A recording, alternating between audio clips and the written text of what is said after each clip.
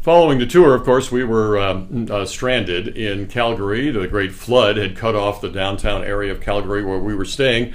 And, we lost power, and we got evacuated eventually to Jasper, and then by train.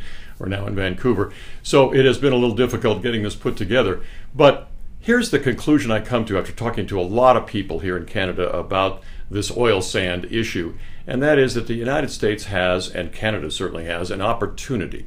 It's an opportunity of historic proportions. For 40-some years, we've been blackmailed by OPEC, the Organization of Petroleum Exporting Countries, which starting in 1973 virtually held up the United States economy for whatever price of oil they wanted.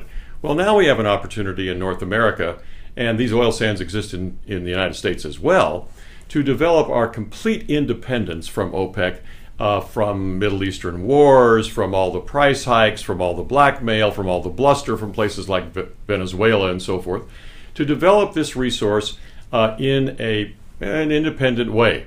Now, getting it to the United States is the problem, which is, of course, the controversy about the Keystone XL pipeline. To the Canadians, it's a no-brainer. It builds jobs, it builds the economy, it builds wealth, and it frees us from overseas dependence on oil. What's not to like about any of that? The Canadian point of view is, what are you Americans thinking?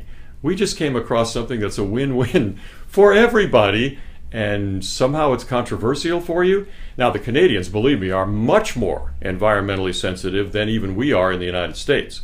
They're not accepting the crazy, wacko environmentalist interpretation that we shouldn't use any oil at any time under any circumstance. No, of course not.